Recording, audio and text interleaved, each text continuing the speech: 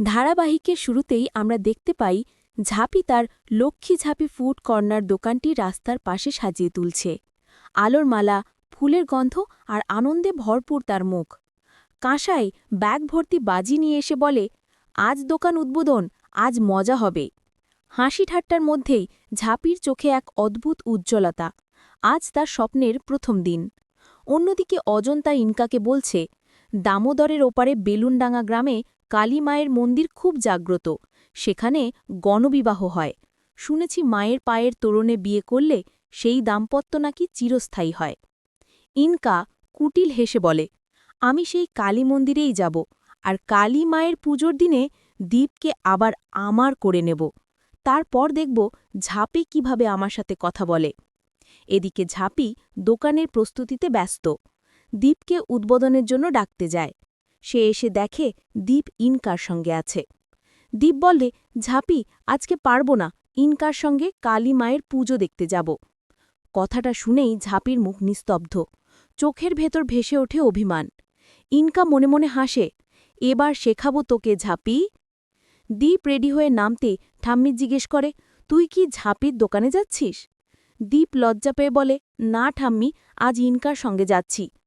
তখনই অজন্তা ইনকাকে সাজিয়ে আনে। চোখে কাজল, ঠোঁটে লাল লিপস্টিক, আর পরনে গাঢ় শাড়ি। দীপ তাকিয়ে বলে, তুমি আজ খুব সুন্দর লাগছ। ইনকার মা বারবার ফোন করছে, কিন্তু সে বলে, আন্টি, আপনি বলে দিন আমি দীপের সঙ্গে আছি, মা যেন টেনশন না করে। এদিকে ঝাঁপির দোকানে অন্য এক দৃশ্য। ঝাঁপির নতুন শেফ এনেছে। কাঁসাই সন্দেহ করে বলে, এই লোকটা কি পারবে? বিতান জিজ্ঞেস করে, আপনি পারবেন তো? শেফ হেসে বলে, চেহারায় বিচার করো না, আমার রান্নায় আজ সবাই খুশি হবে। দোকান ভরে যায় খুশির গন্ধে। অন্যদিকে ইনকার মাও অজন্তা বসে গুজব রটাচ্ছে, আজকের পর থেকে ঝাঁপি ওই বাড়িতে বউ হয়ে থাকতে পারবে না। শুনে কাঁসাই রেগে ঝড়ের মতো আসে ঝাঁপির দোকানে। ঝাঁপি জিজ্ঞেস করে, দি, কে তোমাকে এত রাগালো? কাঁসাই বলে, তোর শাশুড়ি বলছে আজকের পর তুই আর বউ নয়। ঝাঁপি অবাক হয়ে বলে, দাদাভাই তো ইনকাকে নিয়ে কালীমায়ের মন্দিরে গেছে, তাহলে এই কথা কেন বলল? তারপরে সন্দেহের কণ্ঠে যোগ করে, ওরা কি গণবিবাহের আসরে কিছু করছে?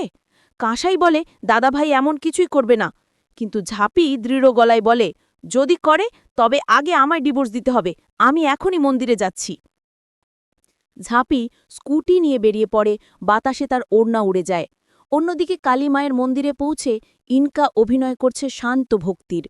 দীপকে বলে, চলো দামোদরের পাশে একটু ঘুরে আসি, কিন্তু পরে বলে, না, আগে পুজোটা দিই। মনে মনে ভাবে, আমি এখানে পুজো দিতে নয়, আজ দীপের ভালোবাসা পরীক্ষা নিতে এসেছি। ঠিক সেই সময় দূরে ঝাঁপির স্কুটি এসে দাঁড়ায় মন্দিরের সামনে।